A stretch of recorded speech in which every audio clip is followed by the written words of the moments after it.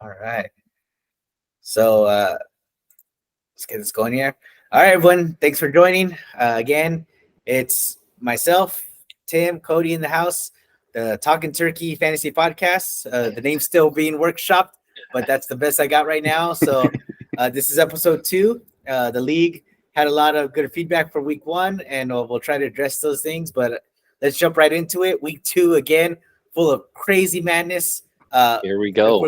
If we work our way back into Monday Night Football again, I hate 2 games overlapping like that. I would just have them spread out, but wild action in last night's game. I think just like the week before, another massive injury. Tim, I'll let you talk about that because we just saw another devastating blow to another devastating. Actually, Cody, let's let you take over this. I don't know why he called me out first. That should be Cody. Just to be clear, not the Browns aren't my team, but Nick Chubb was a running back, first round pick on my team. I was watching the game. He was shredding the Steelers defense. It was looking good. In another league, I did need him to get about like 15 points, and it looked like he was on his way. And I was kind of already preparing for victory in that league. And then he's on the 10-yard line. Safety dives at his knee, and he kind of flips over the top. And then they cut to him. Someone tries to help him up, and he says, no, it's not good. And it's like, oh, no. And it's just everything goes slow motion. I text the group chat, and some people don't seem to know what's going on. And it's just all coming at me in slow motion. And he's just done for the year. And I just see my chances kind of fading away. It was bad. He was looking really good too. He was averaging over, I think, 6-7 yards per carry as he was getting touches. Watson was doing nothing, so they were going to have to keep handing him the ball. Watson was scoring more for the Steelers than he was for his own team. It was brutal. And it's a tough loss for my team. It's a tough loss for the Browns. I really hope he's okay. Turned out it is season ending for him. The coach confirmed it's brutal. It's brutal all the way around. I hope he's okay and will end up being better. And I hope it's not a career ender because it looked bad. Looked extremely terrible. Tim and I spoke about it. Tim seems pretty optimistic about it. What do you say about it, Tim? I mean, I wouldn't say overly optimistic. It's the same knee that he destroyed in college. He tore 3 ligaments in the same knee.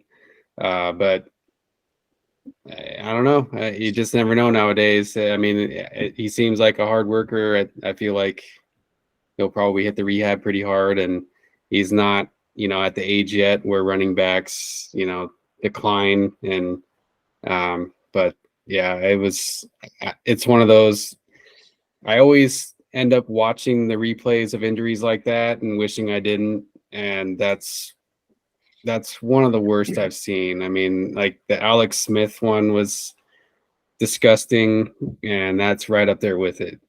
So they wouldn't even show the replay on the telecast. They said, and I understand why. Yeah, it was. I mean, I was very impressed by ESPN not doing that. Right? I mean, so many times we've seen these horrific injuries get replayed over and over again on the telecast. I'm glad they didn't do that to him. So good job on ESPN to do that. You could hear showed it in the stadium, and the whole crowd, groans. You could hear them actually audibly show it in the stadium, but they didn't. Yeah, they didn't show it on the telecast. Yeah, Steeler fans were also, pretty classy in that moment, right? As he was going off in the cart, they all gave him a standing O, and so classy move by the Steeler fans. Yeah, it just shows you how respected the guy is. I mean, there's nobody that no one would have any reason not to like him.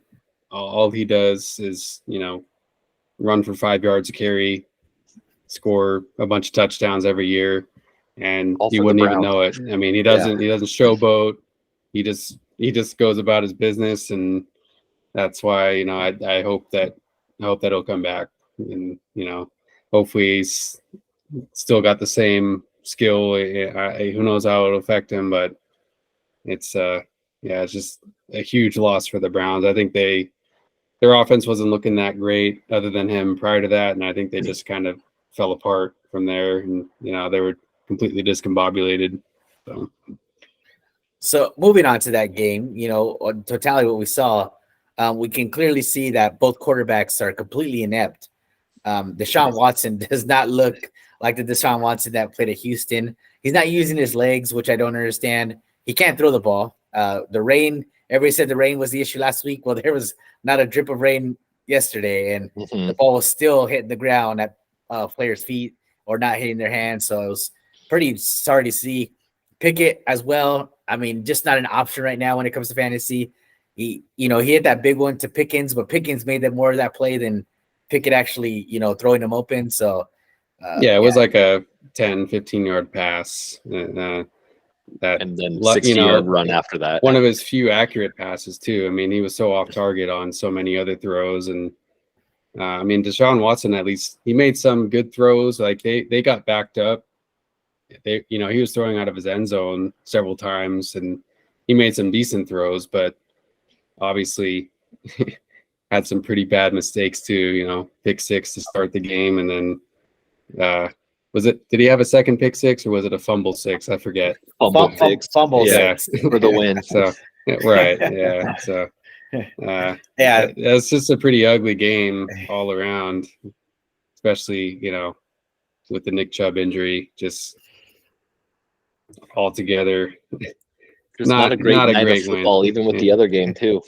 Right, yeah, that one wasn't particularly great either. You had Shaq Mason get his leg broken by his own teammate, basically. I don't know if you guys saw that, but did not see that one. Yeah, it's terrible. But anyway. Yeah. So in that first game, Ricky had Deshaun Watson starting. He's going to have to actually look for some options. We'll talk about quarterbacks later that are available for him because he's definitely going to need one. I don't think anyone drafted Pickett in our league. Thank goodness. The guy's just not ready yet. And I don't know if the offense coordinator is just not giving him enough plays to work with. He's not reading the field well. A couple quarterbacks who are doing that. Justin Fields falls into that category, but we'll talk about that game coming up here, Tim, too. But as far as the people who drafted Najee Harris, right? Najee Harris was a high draft value pick first couple rounds. He's been very terrible the first couple games. I don't know what they're going to do with that. And is it, again, the faction of the offense and the teams know that Kenny Pickett's not good and they're just going to key in on Najee, or is Najee just not that dude? What do you guys think?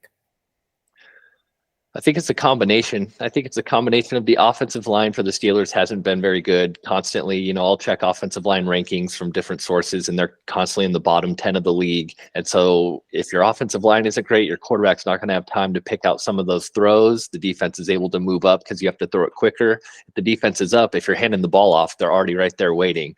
But I think the Steelers even think that he's also not the guy because you see Jaylen Warren starting to get more and more snaps. It's gone from like an 80-20 snap share, which is what Najee had last year and even the year before that. And now it's about 50-50 between the two of them. So it's clear that they even think he's not the guy as well. Yeah, I think the same. I mean, the offensive line is not good. Even on pass plays, Kenny Pickett there was a lot of pressure on him, not to give him an excuse, but even when he didn't have pressure, he was off target. But Najee Harris is so big, but he doesn't seem to break tackles. It's hard to point to anything that he does really overly well. He seemed like he was going to be really good in the first couple years in the league, but he might just be another Trent Richardson. Ooh.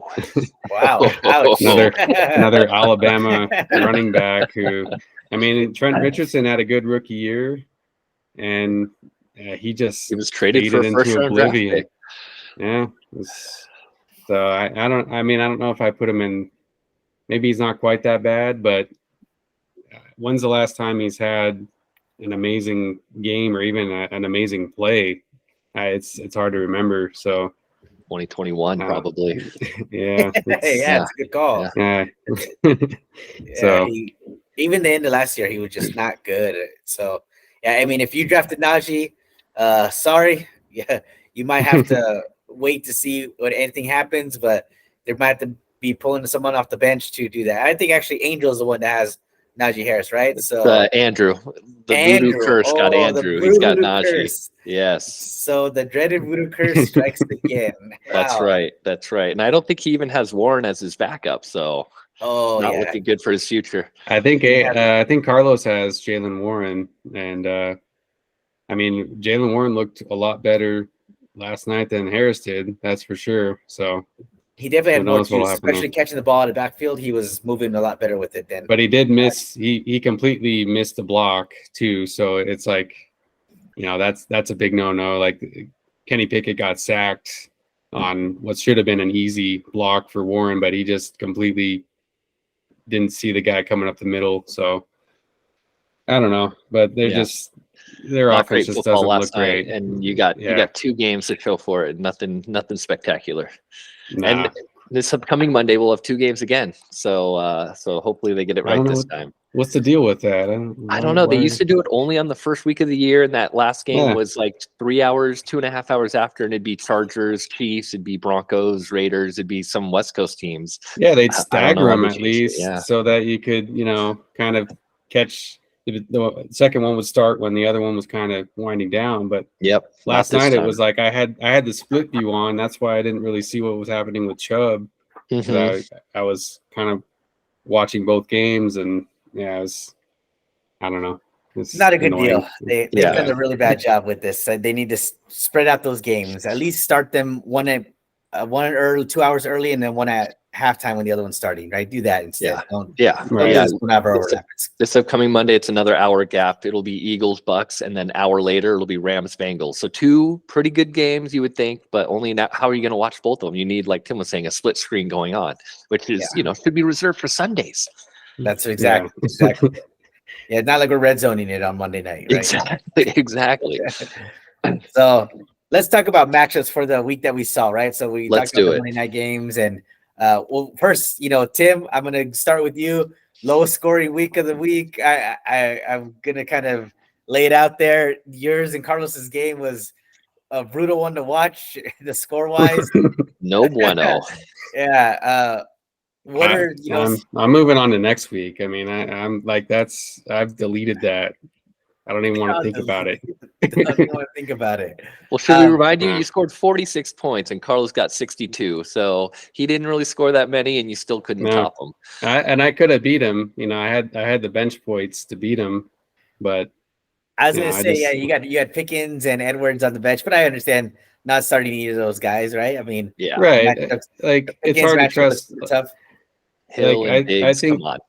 I think Pickens is a stud, but you can't trust the guy throwing it to him. And like obviously the guys you have. Yeah, he made that play, and I could have started him over Godwin. I considered it, but then it was like Godwin against the Bears, and it ended up being Mike Evans' day. So sure was. And then my running backs are terrible. At least this week they were. I don't know. I think Madison's had a tough matchups, but he's not a stud. But I expected more. So, but of course I lost Dobbins last week. So you lost Dobbins, but I foresee some greener pastures with your team because you picked up Kareem Hunt last week. Off the wire, or was it week 1 that you did that?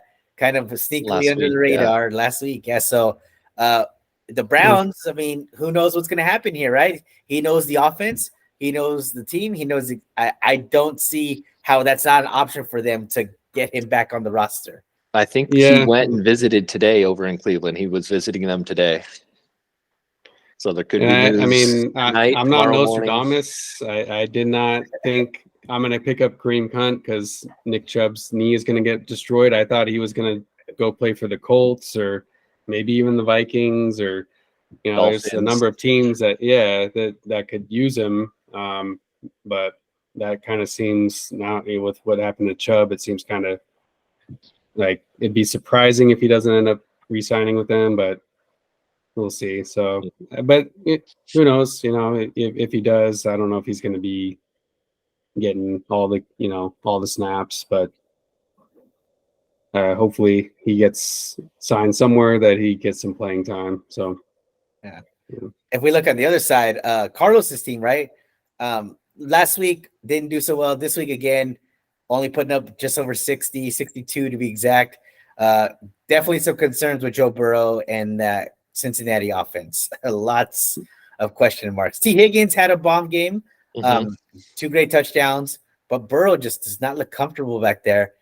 Re-aggravation of the calf that he had hurt in training camp. So lots of question marks there. How do you, if you were a Joe Burrow owner, how would you handle this situation right now? You can't cut him, but you definitely probably need a backup plan. And it's hard in our league. We have a short bench. It's hard to hold him with the depth that we have while holding another quarterback. But when he's at his best, like last year, he's a top 4, top 5, kind of on the fringe of 4 to 5 there. QB if he's at his potential with all his weapons going. You can't cut him. It's just so frustrating. If he's hurt and he's out, you just got to hold on to him and have a backup plan and hope that quarterback you pick up, it's like Goff goes for like 23 points or, an Anthony Richardson type guy where he'll get you 15 to 20 while Burrow's still kind of on your bench mending. Yeah. And I don't know. I just feel like I don't have the numbers on it, but I feel like he's been a slow starter. Like it seems like he's a second half of the season kind of quarterback where he hits his stride, but then you don't even know if he's going to play, if he might miss a week or two since he just re-aggravated an injury that kept him out of training camp. So, I mean, I think you definitely have to have a backup at this point because who knows if he's going to play or if it's going to continue to bother him, like Justin Herbert had it, that rib injury that he played through last year that definitely hindered him. And so even if he plays, he's not going to be as effective if that calf's bothering him. So, but it's hard to figure why they're starting so slow with the guys that they have. And it's important to remember when he first hurt his calf, like a couple days afterwards, Chase told him, hey, I don't want to see him back till week 5. He was telling him, take 2 months off. That way you come back healthy. Now with this re-aggravation, maybe he does take a month off. Maybe he does listen to Chase's advice there. Which if he's going to be out 4 to 5 weeks, what do you do in our league? Do you actually hold him for 4 to 5 weeks if there's another quarterback you find that you like? Yeah, Manny, what do you do there? I feel like I got to not move on from him, but I got to find an option for at least 2 to 3 weeks. There's a couple guys on the wire. Are you going to get the production that you would expect that a Burrow or 20, 25 points a game? Definitely not. You're banking on 15, hopefully per week from someone that's on the waiver wire. But like you said, we don't have that many options. We will talk about those options. But yeah, it hurts the production of all the other guys too. T. Higgins, Jamar Chase, of course, starting really, really slow. Just not great overall for the team. I mean, it's a really, really, really tough situation. And actually, they got the Rams next week. The Rams have been surprisingly great. Yeah, so they could start this if they start the season 0-3 in that division. I mean, it could get out of hand really quick. Yeah. And what if they just decide to shut them down? Then you're really in a tough spot if you spend a lot of draft capital on Jamar Chase and T. Higgins, and Mixon even, Mixon, yeah. So. Yeah, very, very, very situation. Nobody's really done anything. Higgins' game this week is like the lone good game out of any offensive player for the Bengals. So, and he had a 0 last week. So even then, yeah. Well, then we'll talk about Hobby's T. Higgins here in a little bit. Your high score of the week, but Carlos's team, the other big spotlight on there is Amon-Ra St. Brown left the game with some cramping. But later it was reported that he actually had turf toe. They put a steel plate in his shoe so he could finish the game. And they wrapped his toes up around the steel plate, so hopefully the toes wouldn't move. For me, that's concerning. Very concerning if my number one, wide receiver pick is going to be dealing with that such early in the season. And you saw the effects of it. What happened with Reynolds in the game? Reynolds went off. I mean, he had it. Outstanding game. Someone we're going to talk about again on the waiver wire. That's going to be high target. So I think Amon-Ra will be okay, but is he going to have that same explosiveness for the next couple weeks? And turf toe could last 2 months, all right? A month, 2 months. We don't know. Yeah. We've seen it. Especially if you keep playing on it. Yeah. So definitely some concerns there. Yeah. Next matchup. Yeah. What do you got to say about that, Tim? I was just gonna say. I mean, he's Carlos has him, and then he's got Burrow. But luckily, he played me this week, so he's not 0-2. So he doesn't have to get too desperate at this point. But if Burrow and St. Brown miss time, and then he's got Kamara, who's got to wait another week on. One more week. Yep. Could get interesting for him, but yeah, it's. I didn't know that about St. Brown though. I didn't realize that he got turf toe. That's they should probably sit him for a couple weeks so that he can, go rest up, so it doesn't, linger all season. But I guess they'll figure that out. So. Yeah, I mean, the guy's a pretty tough dude. We've heard him play through injury. He's really never sat, right? As far as I know, no. One or no? Yeah, he's pretty tough. A couple tough games last year, probably. Yeah. Yeah, but turf toes we've seen it really shut down good receivers, right? And running backs over the course of their career. So yeah, hopefully he'll recover quickly from that. But yeah, not a good situation for the Lions, who are definitely making noise. I mean, that game against Seattle was awesome. If we talk about that Seattle game where Reynolds was great, Amon-Ra, so Jared Goff has been outstanding. One of the guys that we're going to talk about in our waiver section who has really played great. But Seattle, they had a great rebound game. Really bounced back. Guys who own Metcalf, people who didn't freak out over Lockett not having a great grade in week 1. Week 2, he explodes. That's right. Kenneth Walker, your guy. Kenneth Walker, my guy, my RB2. Yep. I was surprised that a lot of people were not as high as him. What I saw to him last season, he had so much explosiveness. Obviously, the injuries are always a concern with him, but the guy has breakaway speed and he's incredible. And he's getting, the team, if Geno really gets good production out of the wide receivers and it gets good protection, I don't see why Walker can't be a top 10 running back every week. He's been that guy so far. So through 2 weeks, and I just see high production out of him. And I think a lot of people were scared off by Walker when the Seahawks drafted Charbonnet. A lot of people, especially us living in the LA area, saw him at UCLA and like, oh, this kid's good. And then they drafted him. So it seemed like it would be more of a time split. Through 2 games, it's Walker's backfield with Charbonnet just kind of making cameos in between. Yep. A couple 5 snaps, I think he took in week 2. So, yeah. And he's a home run hitter. Sorry. I was going to go to you, Tim. No, yeah, I was just gonna say, the only concern I had about him was I had him last year, and I watched him closely, and he's definitely a home run hitter. But if he doesn't hit that home run, like in this against Detroit, he had a couple touchdowns. But if he didn't have those touchdowns, it's not a good stat line. He had like 2 yards a carry, and that's so you can get those games where he might only average 2 yards a carry because he doesn't break off that 50, 60 yard touchdown run, and but otherwise he's definitely getting a lot of work. So there's not a lot of those running backs in the league anymore. And that's exactly what I was banking on. I was banking on the volume and banking on the goal line touches, and he's gotten both those things so far. So as long as Seattle keeps that formula, I'm happy. Keeping him as the number 2 RB on the team. He's doing solid at position.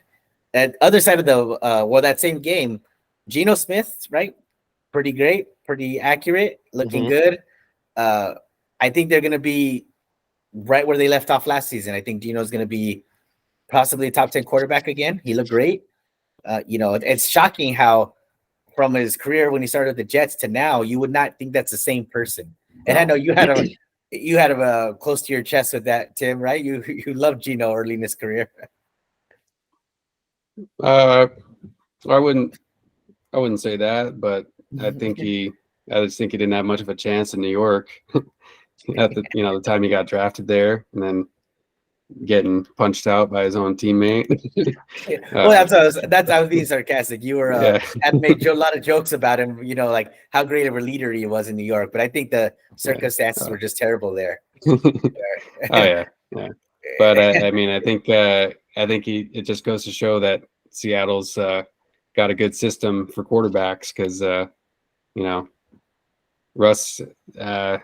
We'll see. Maybe he'll be better this year, but he was a shade of what he was in Seattle last year. And, Geno comes there and has, a resurgence. So, maybe that's just a place where just about any quarterback, if they have some level of talent, can succeed. So, well, I think it's because Pete commits to the run, which then forces defenses to stack the box and then creates the one-on-one matchups, right? And I mean, they it's part of got good that, but also receivers. look at his weapons. Yeah, there you go, Tim. I mean, when you have Metcalf, you have Lockett. They go ahead and you have Noah Fant, who he doesn't use as much as he should, and then they go and draft JSN. I mean, you have those guys around you. You can just close your eyes and throw it up, and Metcalf will come down with it. yeah, Metcalf dealing with the small little injury, but I'm sure he's always played through that kind of stuff, so I'm sure he'll be fine. Yeah. You know, talking about another matchup, Angel team spread offense. Calvin Ridley, Metcalf, who else he's got? Justin Jefferson, and he's got Hollywood Brown, and Puka Nuclear on his bench. So there you go. you know, I mean, Angel's got 5 wide receivers that are producing. Great for him. Yeah, I foresee a trade in his future. If you saw those 5 wide receivers that I named, what would be out of the bottom? You know, how would you rank his receiving core right now? With Jefferson Ridley, Metcalf, Hollywood Brown, and Puka Nacua.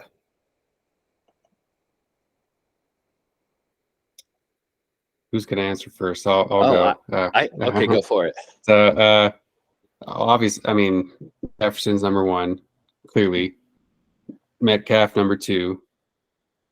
I mean, you know, Ridley didn't do much this last week, so you know it's hard to say with him yet. But so he could make an argument for him to be number 2, maybe. But I think Metcalf would be my number 2, and then Ridley, and then Nacua would be number 4.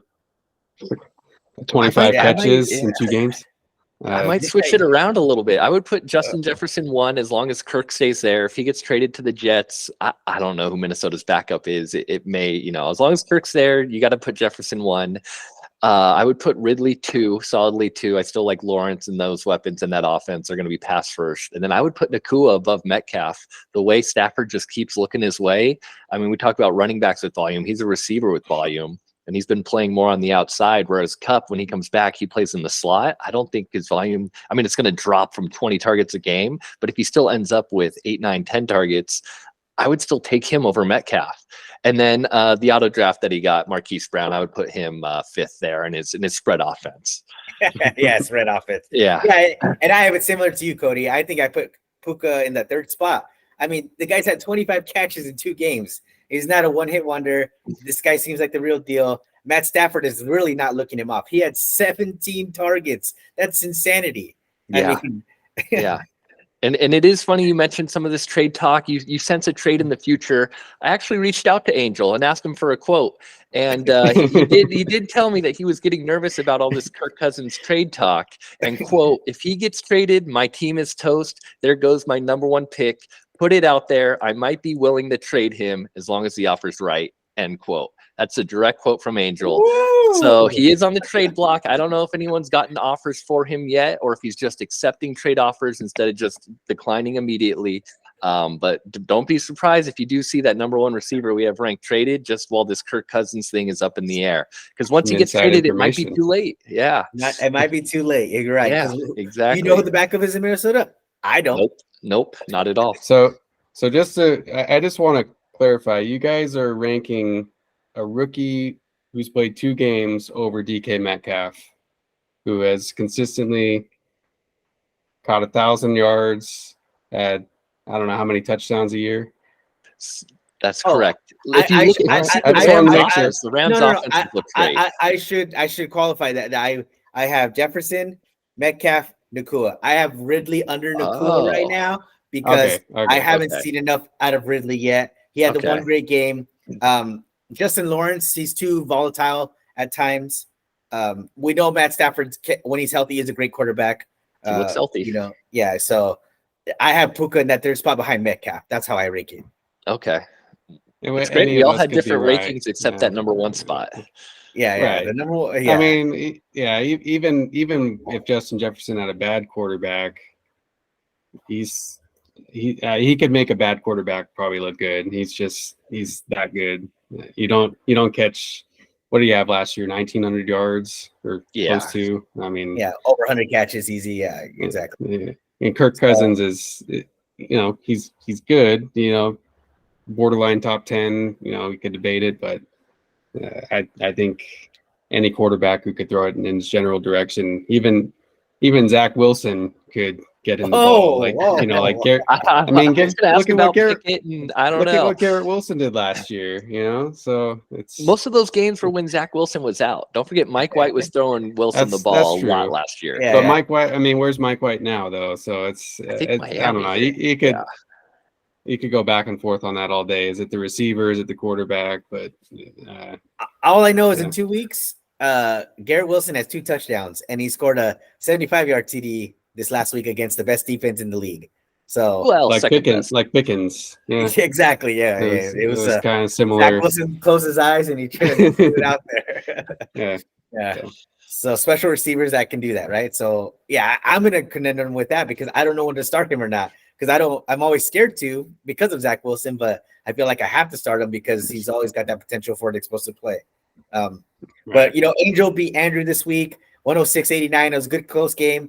Andrew having the number 2 quarterback on the week with Kirk Cousins that we just talked about on Thursday night too. He must have been feeling strong after that. Oh yeah, and it actually he had Devontae Smith on Thursday night too. So Andrew had over 55 points. Yep, between the two of them on Thursday. If you got a 50-point bubble after Thursday, you're thinking, I'm good to go. Yeah. He probably didn't even watch football on Sunday. He just thought he had it. Yeah. The rest of the team all single digits though, and Dalvin Cook just looks so bad right now, so bad. Especially compared to Breece Hall. When you see the two of them out there, it's not the same. They're not the same position. Yeah. They both had crappy games this last week because Dallas defense are, exactly who they're projected to be. Yeah, they are incredible.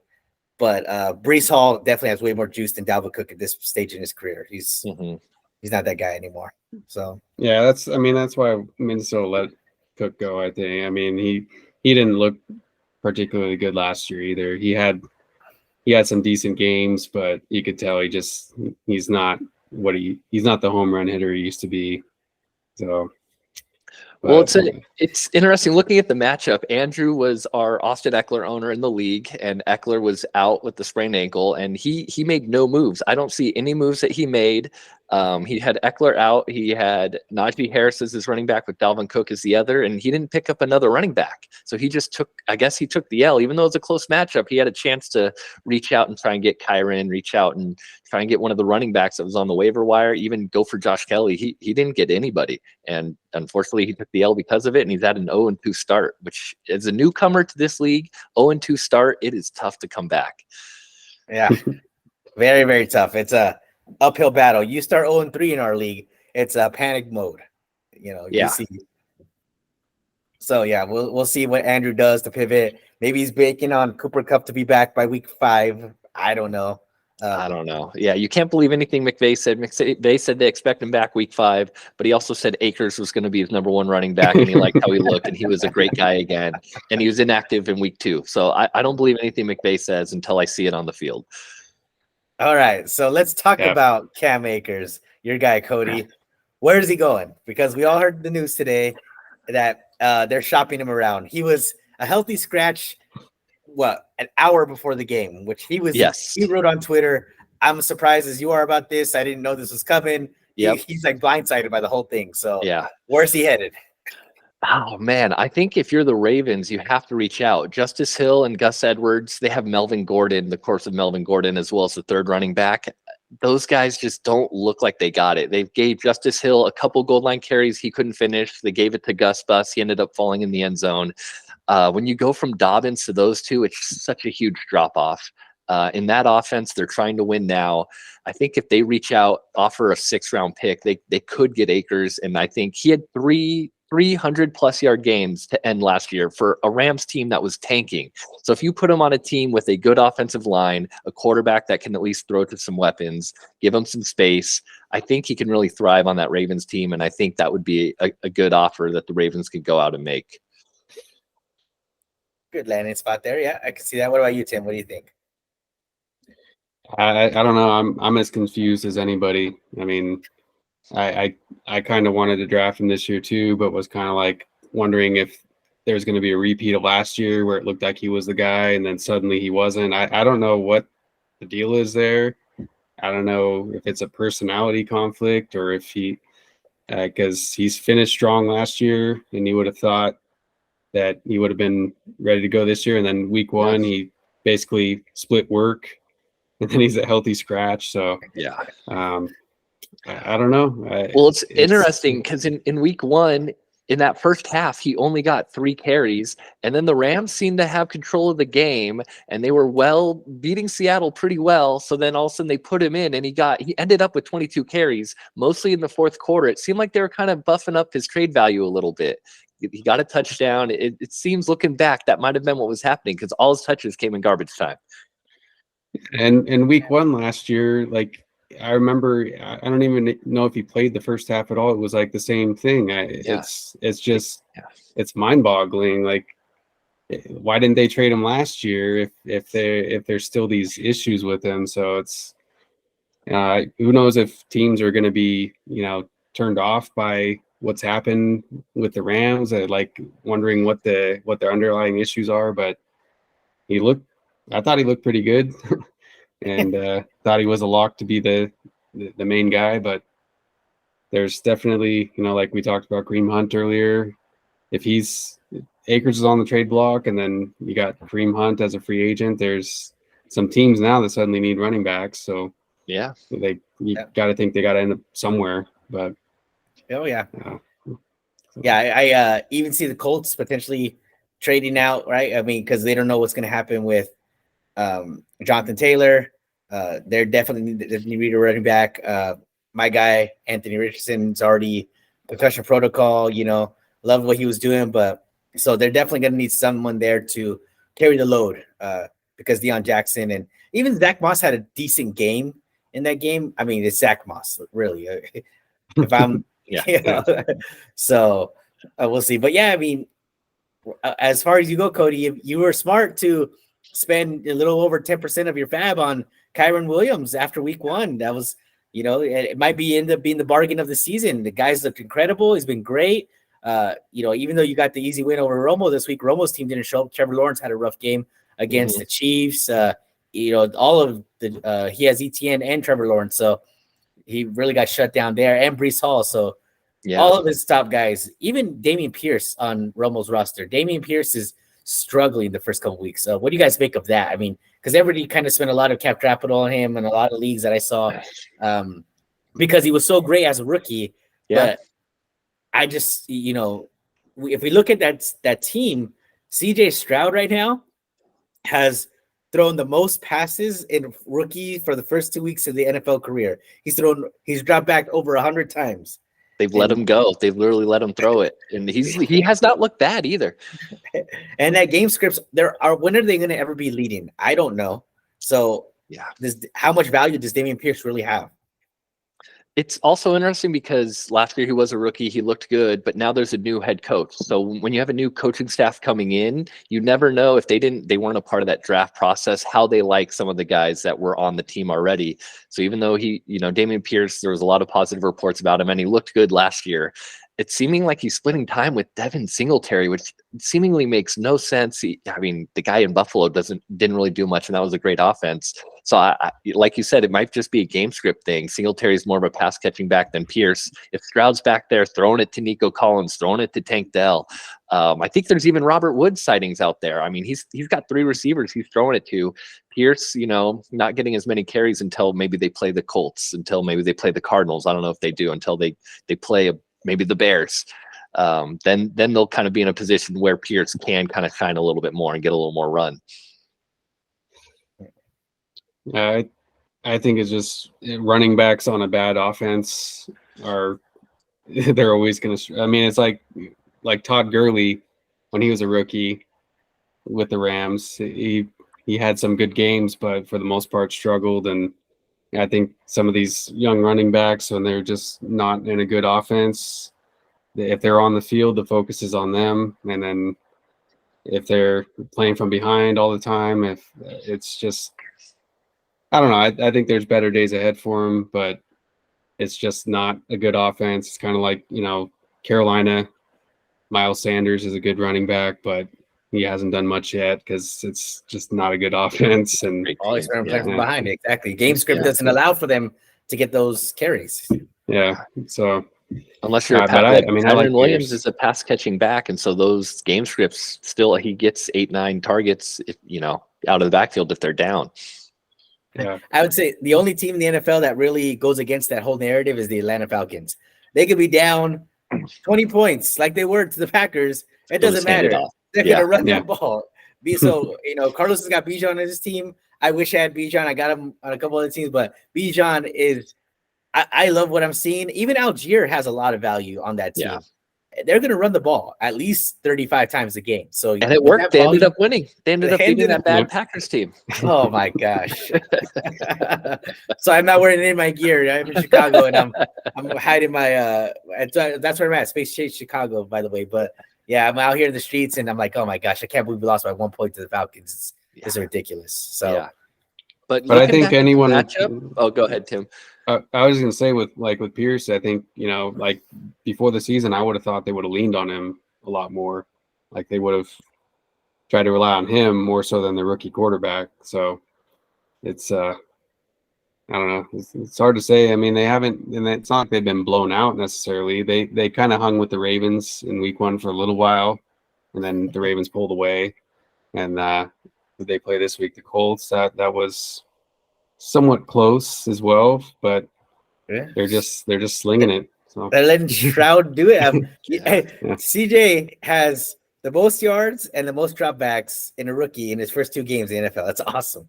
I love that, right? I mean, and fantasy players love that, right? So, if you're Nico Collins manager, you're happy as can be. Like, oh, my guy's gonna get 10 targets a game. That's great. Help lead me to victory this week. Exactly. Yeah, Nico. He helped me beat Romo.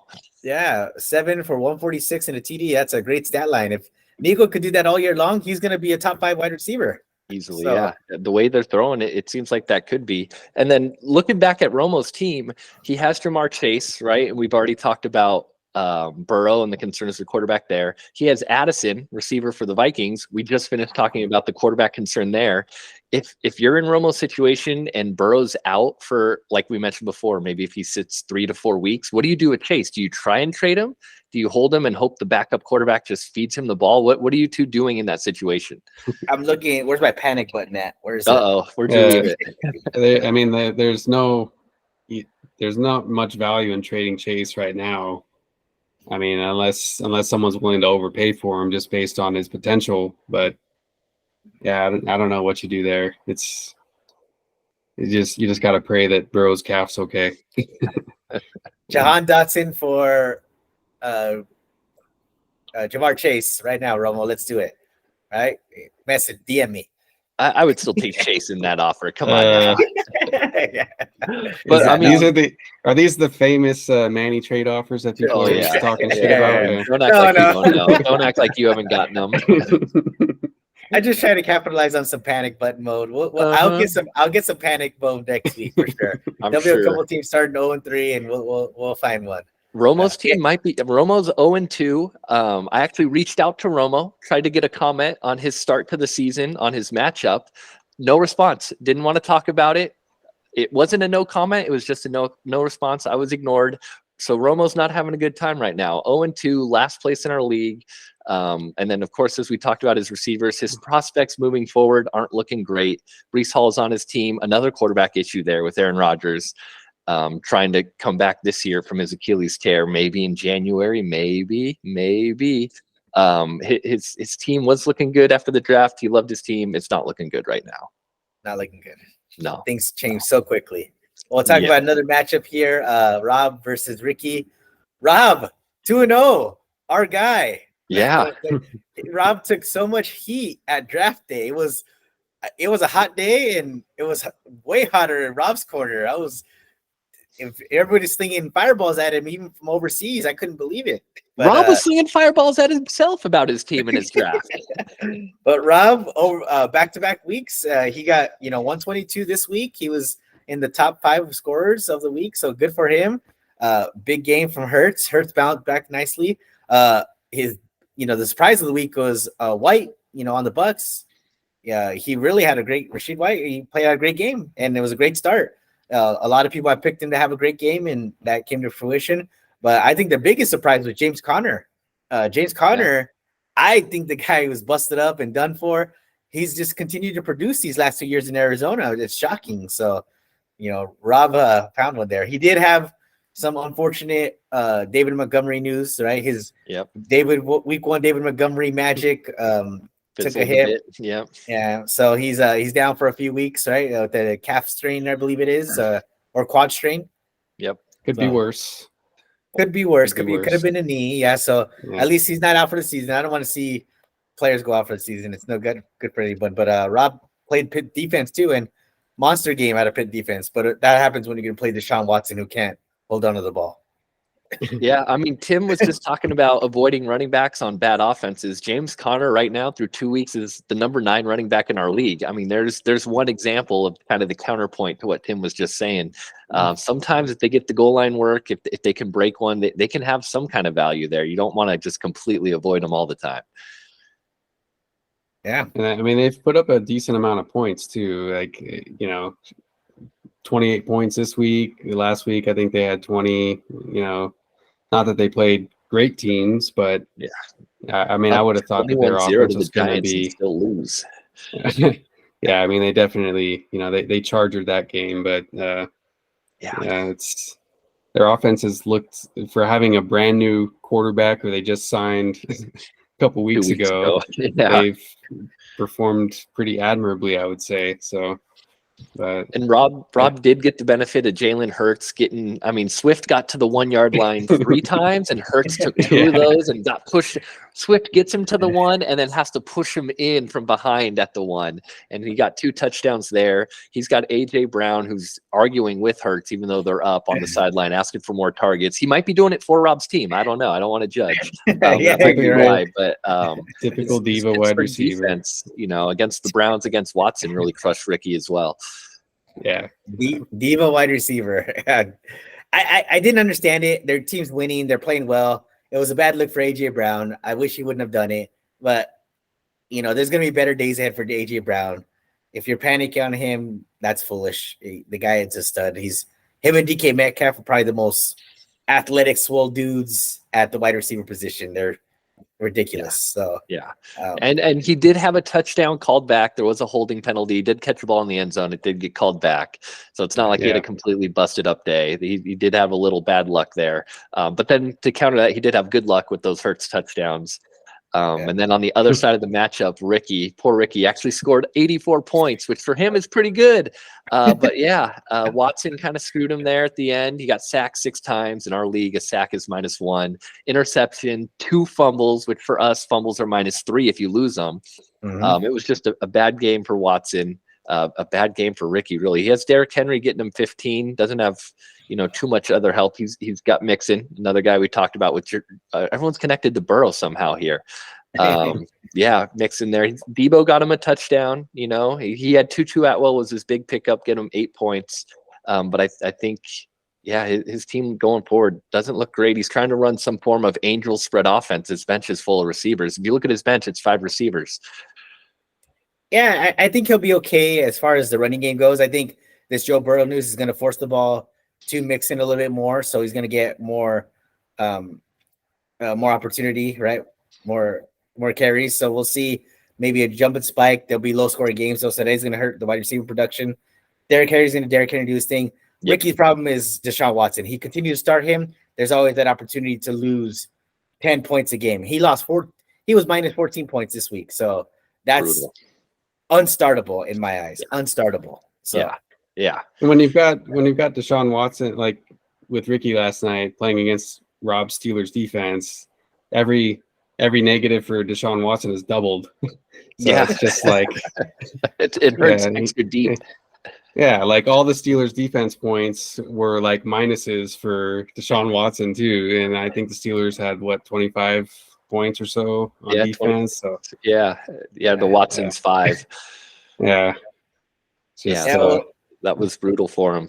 But I wouldn't be surprised. I mean, Watson, I think he spent a 7th, 8th round pick on him. He was kind of ranked in the 8, 9, 10 range. I wouldn't be surprised if Ricky ends up cutting Watson to try and make another move here for a different quarterback. Don't be surprised if that's what you see. Yeah, I could bait. That's You would too. I could bait on that real quick. Would you agree, Tim? Well, I mean, I'm kind of in the same boat with Justin Fields, a running quarterback who's not running. So I don't know. It's tough to say. I mean, the Steelers defense is not a slouch, but it didn't look good. And he's always been a guy who made plays with his feet, and for him to not be scrambling, a lot of deep throws to Hopkins. Yeah, if both those guys are not using their athleticism to get outside the pocket, I'm taking my chances on CJ Stroud. I'll be honest. I'd rather have a guy throwing the ball 40 times a game. He's going to throw gold picks, but he's going to throw 4 touchdowns because he's throwing the ball 40. Yeah, exactly. So that's how I look at it. I want opportunity, and their opportunities when they get 67 yards rushing and they get that running touchdown. If they don't do that, it's bad news. And Daniel Jones showed why that's so important. Yeah. They were getting shellacked by the Cardinals 20-0 at halftime. And what did Daniel Jones do? I'm going to start running. And look at it happening. He ended up being number one fantasy quarterback on the week. So 2 rushing touchdowns and another one throwing, I believe. Yeah, he ended up with a good fantasy. Don't watch it. It's ugly, but just look at your fantasy team afterwards. Hey, all right, 33 points. Let's go. Same argument for Jalen Hurts, too. I mean, a little bit, yeah. His game was brutal if he didn't get all those 1-yard touchdowns. So, Ricky had a point there with being pissed off about all those 1-yard touchdown carries, but the tush push touchdown. That's Jalen Hurts. That's why I love him last year. Other teams are copying that too. Have you guys noticed how other teams are doing that exact formation? It's copycat league, as they say. You're going to see that. Yeah, if it's effective. Put in a fullback and a linebacker right behind the quarterback and just shove them. Exactly. There you go. Not necessarily at the goal line, but just 4th and 1, anywhere on the field. They're doing that. 3 yards away from the end zone, they're going to do it, right? All you need is one strong push, and you're going to go 3 yards if you're a quarterback. So, it's happening a lot. We'll go to my game here next, and then we'll talk about the high-scoring game of the week. My game, I played the previous champ, Edgar. He put up 63. I put up 115. I finally got that good game from Justin Herbert that I expected week 1. So thank you for that, J Herb. Tony Pollard continued to produce even in a game that he wasn't really needed against the Jets, but I expect even bigger games. Again, we talked about Kev Walker, the third, just looked would have been a weird stat line, but 42 yards, 2 TDs. So I'll get production. My big surprise of the week was Mike Evans. I was debating starting him or Garrett Wilson. You guys said, you know what? Mike Evans against the Bears, I'm going to go with that. Like, we talked about this, Tim, right? He's a good wide receiver. He's always produced. Like, he's one of those weird guys, even though he just doesn't excite you, doesn't make you pop. He's always going to produce. And Baker Mayfield, it's hard to trust him. But it seems like him and Baker have actually really formed a really good connection early in the season. I'm actually very high on what I see out of those two because he's throwing them the ball in double coverage. He's throwing them the ball underneath routes. He's throwing them the ball on fade routes. So I'm like, wow, this, he's really trying to get the ball out to Evans, force it out there. So I like that. They're not going to play the Bears every week. So I think after 2 weeks, it's safe to say that start anyone against the Bears. But yeah, he's a big target. He's easy to throw to, and I think Baker, say what you want about him, I don't think he's ever going to be a great NFL quarterback, but he's not afraid to take risks, and he'll run and try to truck guys twice his size, and he got an angry runs nominee, I think, last week or this week, I forget, but yeah, Mike, I like Mike Evans. I always have, and he's just very hit or miss. He'll have these games. He'll have a couple more of those games like this week throughout the rest of the year, and then sometimes it'll be a Chris Godwin game. So it's hard to predict who's gonna whose game it's going to be, but he'll get the bulk of the targets more often, I think. Yeah. I mean, if you look at his career, last 7 years, he's 1,000-yard receiver every year. He's had multiple quarterbacks during that time. So the guy just produces, no matter who's throwing the ball to him. So I do like that. I mean, I'm going to take that production because he's always a 7, 8 to 10 touchdown guy a year. Just depends. So I'm hoping this year's that, 8 to 10 range, and it'll be a solid pattern. He was the number 1 wide receiver on the week, by the way, and I offered him to multiple people, and no one took the bait. So they would have had the number 1 wide receiver this week. I'm just saying, I was giving you a victory, and no one took the bait. Well, yeah, Angel should have traded Justin Jefferson for him. He should have accepted that trade you sent. That's right. Yeah, just don't play him against the Saints. Yeah, exactly. But Mike Evans in college, he made Johnny football a thing. He was Manziel's receiver. Manziel would scramble out of the pocket, close his eyes, throw it up behind his head, and Evans was the one who always came down with it. So he's used to playing with erratic quarterbacks. He's got Baker, who's kind of like a version of Johnny football there in the back. And so it's I don't know, maybe it's taking him back to his college days. Yeah. My biggest huge. Yeah. Oh yeah, he's just huge. Huge. He's like he's a tight end playing wide receiver, basically. Yeah. So I made a big mistake though, starting Joshua Kelly because Austin Eckler was out, and I felt like, they're gonna run the ball again just like they did last week. Titans defense obviously shut that down, and Herbert was throwing all over the Titans DB. So Kelly only put up 5 points for me, and of course I got Raheem Mostert on the bench that put up 26 points. So I would have been top scorer of the week had I just stuck with Mostert, but I actually like what I see out of that offense. He's again just kind of Kenneth Walker. He's the majority back. Savon Ahmed actually left the game with an injury, so he's really the primary back. Devon Achane isn't that guy yet. He's not going to take that backfield over probably till midseason. So I'm gonna have to ride Raheem all the way through the first few weeks here. And that Miami offense is probably the best offense in the league. I mean, they are awesome. Like how quick Tua's getting the ball out. He got sacked once against a good Patriots defense, but his receivers, we know Waddle and Hill being extraordinary. So I just great offense. I see Raheem getting a lot of benefit because of that. Yeah, at least for the next couple of weeks till Jeff Wilson comes back. Last year, when both of them together, they were really splitting the backfield, and with Wilson getting hurting his abs somewhere. He's got the backfield to himself for now. Enjoy it till week 4 when Wilson comes back. It might be a little different. So I wouldn't be surprised to see Mike Evans and Mostert being floated in trades from Manny to some people. So just be aware out there. Hey man, you're gonna get top 2 backs. Raheem Mostert was the number 2 back on the weekend as well. So and Mike Evans was the number 1 wide receiver.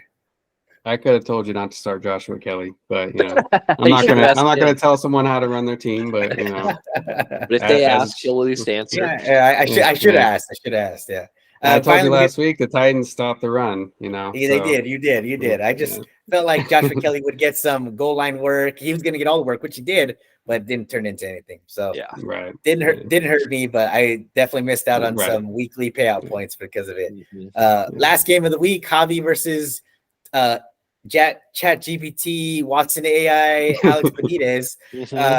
Javi. So we've seen man versus machine again, win again. Javi throwing fireballs all week in Cody's direction, telling us how we're terrible at drafting and we need to draft better. But Javi, Dak Prescott, Saquon, Zach Moss, Terry McLaurin, CeeDee Lamb, and T. Higgins. So that's a killer lineup for 135 points. That's, in our league, you score 120, that's pretty much the victory. That really seals it in because we have very, very tight scoring patterns in our league. So, and the Dallas defense, which is probably the best player on this team. So. Easily. But yeah, Javi made it a point to call us all out for our, disrespect, which I still don't know where it came from. But Javi, congratulations. Please don't pick on me this week. I don't think he called us all out. He just I think it was mainly targeted it was at me. very I just specific to Cody. Yeah, it's all and at me. I I mean, just merely pointed out he hasn't won ever since I've joined the league, and he got hurt by it. I think I also pointed out that he almost got last place, if not for a small technicality last year that he had to point out. He didn't make the playoffs last year. It was all directed at me just for pointing out facts. That's all I'm doing. I was second place last year, first year before. I sense some kind of jealousy coming from Korea in that area towards me. But I'm just here making a podcast with some good friends, and just trying to play fantasy football. He's on a 2-0 win streak. I can't take that away from him. He's at the top of the leaderboard, the highest scorer in our league. The Dallas defense definitely does help with that. I'm proud of him for drafting Dallas's defense.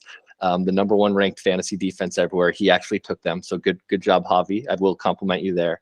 He does have Saquon moving forward, ankle sprain. We'll see if he makes any moves. Unlike Andrew, who's 0-2, Eckler had the ankle sprain, didn't make a move, lost. So Javi, I recommend you make a move there with Barkley. Don't just stand pat and do nothing. Make a move. Oh, that's nice. Look at look at that. Giving him some advice. 2-0 Personal guy advice. Yeah. Yes. Yeah. While adding fuel to the fire. Yeah. I don't know what you're talking about. They're all compliments there and facts. I mean, well, yeah. I'll stay out of it. Yeah. Okay, fair enough. I mean, if you look at the other side of the matchup, right? If you're Alex's team or Alex's friend who's running his team, however it goes, he's put up some really good points and just happened to play the high scorer 2 weeks in a row. He's 0-2, but scoring wise, he has, I think, as many points as Manny, who's 2-0. So if you're Alex, how do you feel right now? Do you feel you're 0-2? Do you feel that pressure? With his team, I don't think I do. I mean, it's just you get bad luck sometimes, and like I had a few years ago, I played the highest scoring team. I think I forget 8 or 9 times, which is like it seems impossible, but I mean he's I know, yeah, but I wouldn't panic yet. I mean, it's not like I don't think. Well, I'm probably jinxing him right now. He hasn't had any major injuries, I don't think, but he's pretty loaded, especially, Christian McCaffrey playing 100% of the snaps this week. Yep. Yeah. So he's got I wouldn't panic yet. He's got Patrick Mahomes, right? That's going to obviously encourage his team. Christian McCaffrey, who's been stellar, of course. And then he's got the number 1 tight end of the season, TJ Hawkinson. So I think he's doing just fine. We all know tight end in our league is so hard to get points by. So if you're getting the tight end producing at that level for your team, you're going to be doing okay every week because you're going to get those points in other positions. So he's going to average 100 a week, and which is always going to put him in position to win. But hopefully he just plays everybody's best week, and we see him in the bottom 4. That would be incredible. I would love it if that was his run. Looking at his team, he's also got. It might not be fantasy's best defense, but he's got the league's best defense there in the 49ers. And his bench, he had Swift on his bench. He's an Eagles fan, I guess, and still benched the Eagles running back. I don't quite understand that one. Had he started him, he probably would have won. He could have beaten Javi. Well, it's because IBM Watson, gave him the calculation. That's what it is. That's it. Yeah. Calculated Swift down, Pacheco up, and he just went with it. Mahomes hasn't even, been Mahomes yet either. So I mean, unless he just has a down year, if he gets, some of his typical games going later in the season, and McCaffrey stays healthy and Hawkinson, that could be, I don't know. It'll be infuriating knowing that he auto drafted, but what are you gonna do? What are you gonna do? What are you gonna do? But at least right now, the way it's looking, early, it is 2 weeks in. We have Manny, who's in second place, Javi in first. It could be some kind of finals matchup between the two brothers there. That is, something both teams are looking good. Not too many injuries affecting either one. How do you feel about that, Manny? Is that something you see down the road happening? Javi's 1-0 in me in Turkey Bowl championships. So it would be nice to see my brother again in a final, but I would be pacing very heavily. I could not go 0-2 to a younger brother. That would be pretty disastrous. Yeah.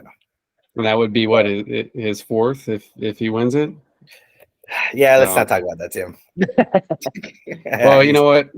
Look, I know how difficult it is to win in this league.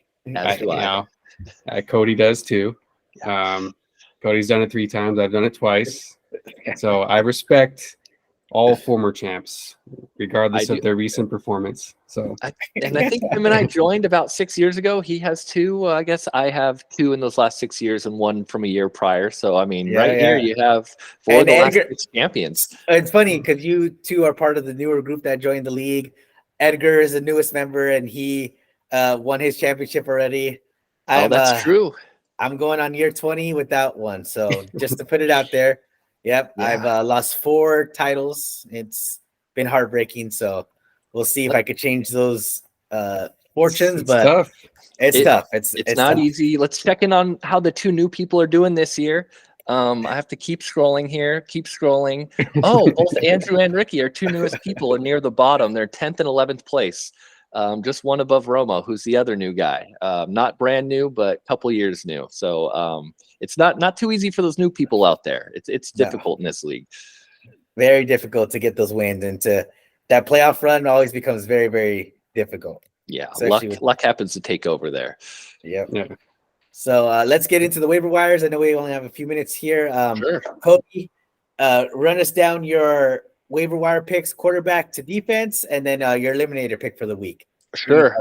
So quarterback, watching the game, 49er fan, Stafford looked great. I thought what he did last week was just going to be like, Seahawks defense. Of course, he shredded them. They weren't ready. They thought this team would be tanking. They were caught off guard. He looked really good, was getting the ball out quick. His guys were getting open, using the running back, Puka Nacua, and then, of course, Tutu Atwell. He was really using his guys, getting the ball out quick. Against the league's best defense, I was impressed. I would look at Stafford if I needed, if I was some of these guys who have Burrow, Watson, I would look at Stafford, give him a chance. They're going to be throwing the ball a lot, especially with Akers traded away. They don't really have a solid running back that can run the ball. Kyron's more of like a pass catching back. That's only going to help Stafford more.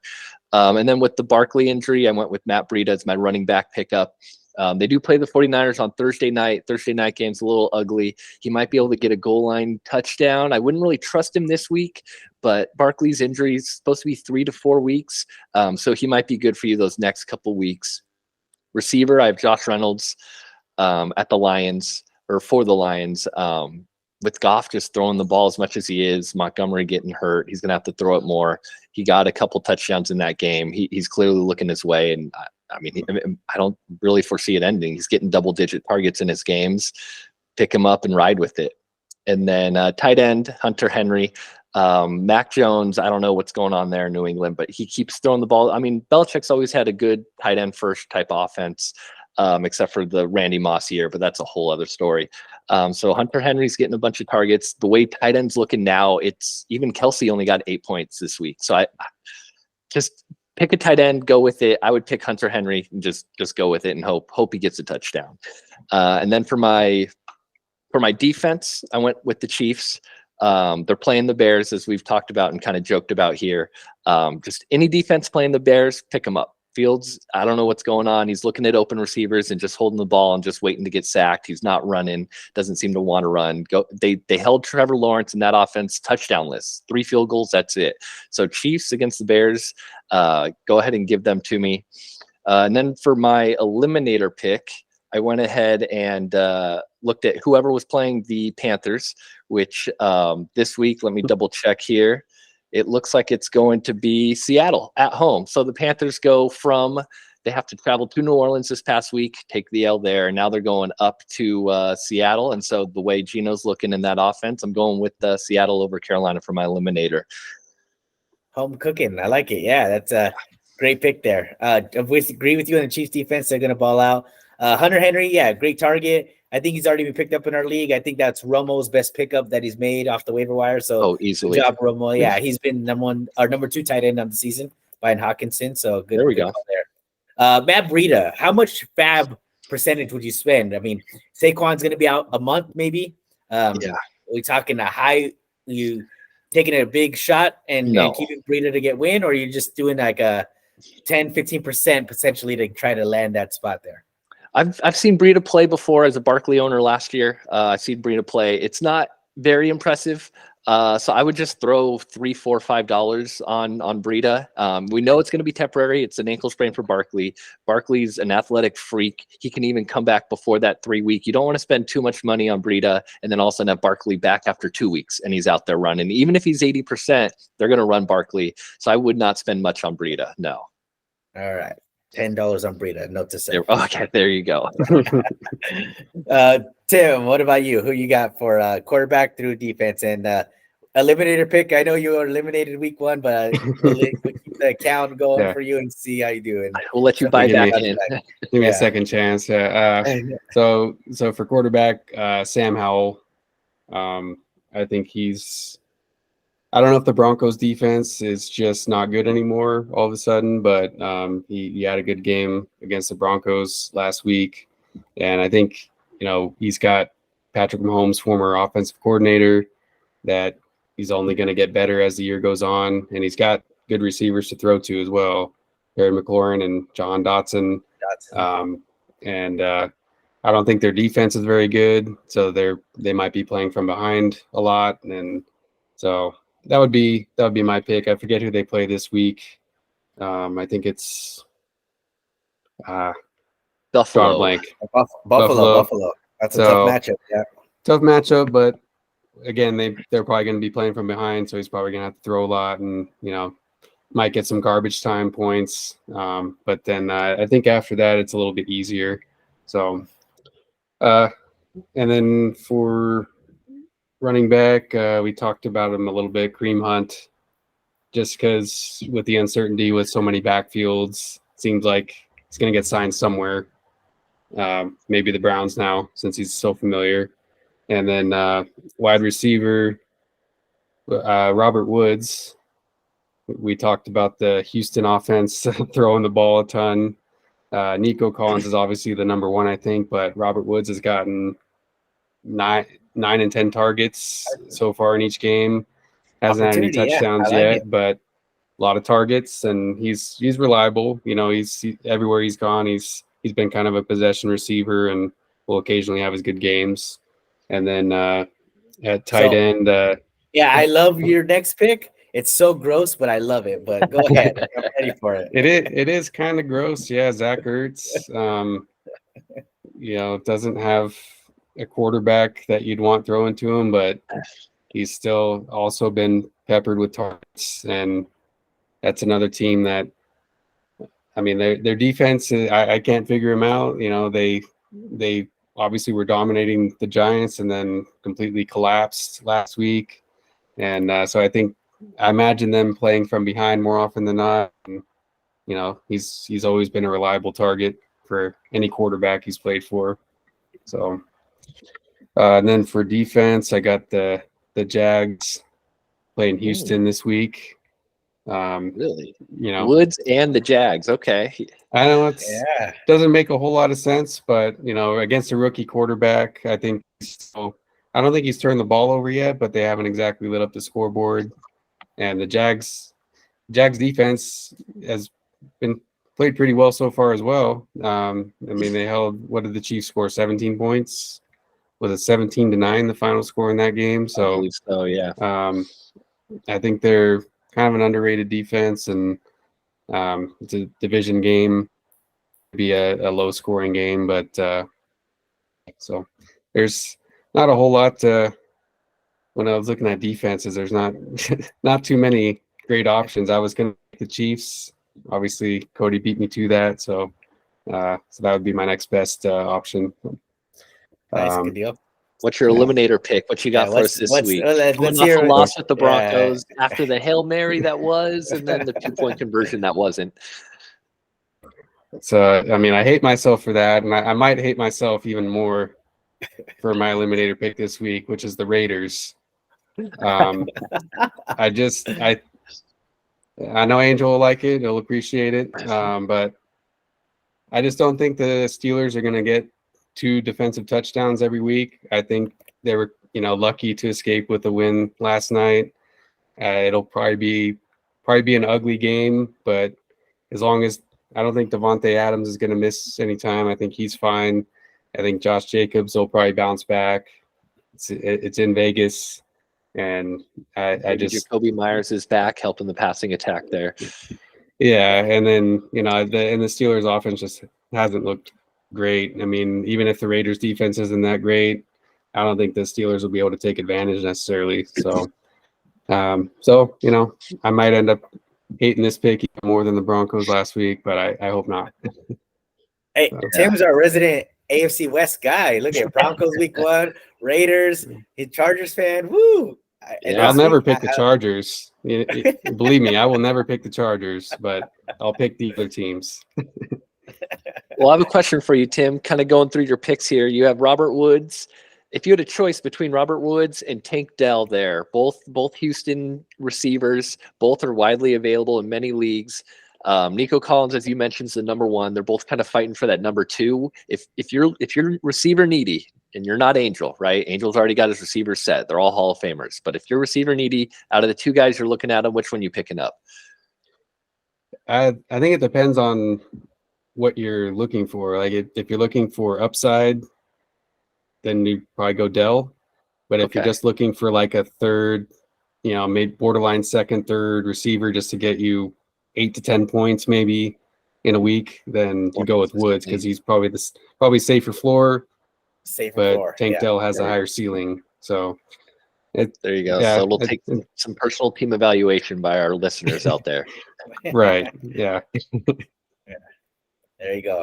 If you're looking for the safe floor, Robert Woods, you want that potential home run, but potential gooses here and there.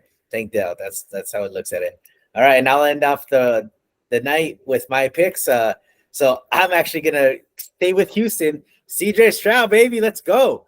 There you go. He most passing yards for a rookie through 2 starts, 100 dropbacks. I think 102 over 2 games. That's wild. Yeah. So I'm taking those. I'm taking that opportunity again. I don't care if you get sacked a couple times, throw a couple picks. You're throwing the ball that much. Sign me up for those numbers because you're gonna throw a couple touchdowns, and I'm okay with that. Running back. This is a surprise.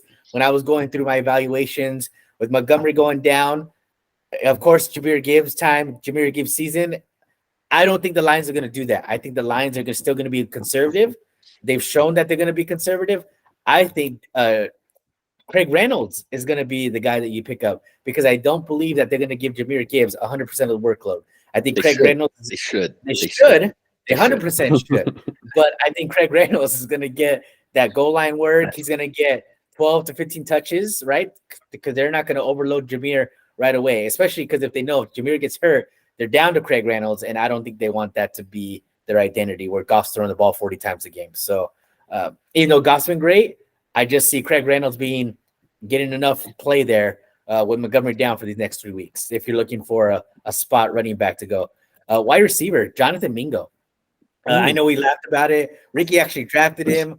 I definitely saw some potential in him. What I saw first week was nothing, but what I saw last night, pretty good. I'm starting to see him being targeted more. I can see the athleticism. His route running probably needs to sharpen up a little bit, but there's potential for breakout there. And I'm not saying that this is going to be a wide receiver target right now for the next couple weeks, but it's a wide receiver that is probably going to have a late season as their season's out of hand. They're going to play him a lot, and they're going to force feed him a lot, and they're going to try to start the connection between him and the quarterback. So I definitely see him as a late flyer if you're looking for some depth. Angel probably doesn't need him, but I wouldn't be surprised. Yeah, I wouldn't be surprised if Angel tried to target someone like that. A tight end, I got Jake Ferguson, the Fergie. And it's because we know Dallas has a reputation with tight ends. Dalton Schultz being there all those years, played great with Dak, and now it's Ferguson's role. Also, the Schoon man is there too, but Ferguson kind of touchdown, hasn't looked great, but I think that Dak, as much as he's throwing the ball and as productive as the offense has been under Mike McCarthy, which is surprising because they look great, he's going to get some opportunities. So he'll catch, like I said, taking the flyer on the touchdown with Hunter Henry. Same thing. I'm taking the touchdown flyer on Ferguson because I think Dak's going to look for his tight end in the end zone. He's always done that. And then finally, I round up my defense with the Dolphins. Right, the Dolphins are available in a lot of leagues, and I don't know why. They've been week one, obviously they got a lot of points put up against Herbert and the team and the Chargers, but they look great against the Pats. They actually look phenomenal. I think they're, again, just like the Jags, a very underrated defense. They fly around, hit the ball, and they're always going to be playing with a positive game script as long as that offense is putting up a lot of points, so they can get a lot of sacks, a lot of interceptions by pressuring the quarterback. So, I like Miami this week. And for my eliminator pick, I'm going with the Rams. On the road against Cincy. On the road against Cincy. I like what I see out of the Rams. The offense has been excellent. Defense has played good enough. What I saw against week one against Niners. This week they were great again. I don't think Cincinnati is going to get out of this funk. I think it's only going to be a little bit more of a downward spiral for them. We don't know Joe Burrow's status yet. It could be a very interesting start for both different teams. Where we expected Cincinnati to be world beaters and the Rams to be tanking, it actually might be reversed. So we'll see what happens there. But I'm taking the Rams with my eliminator pick. Wow, that's a bold pick right there. On the road, against a team that's desperate, playoff hopes. They're 0-2. They're going to be playing as hard as they can to get that win, especially in front of their home fans on a Monday night prime time. But if Joe can't throw the ball, if he can't plant and throw, and Aaron Donald's going to be like, oh, this dude can't run out of the pocket. Oh, it's feasting time. Yeah, right up the middle. So, that's the picks for the week. But thank you, everybody, for joining. Guys, great work again today. We'll see you all next week, and have a good night. Good night. All right. See you guys. Later on, guys. Computer's about to die. I don't even know if you can hear me. Have a good one, guys. Goodbye.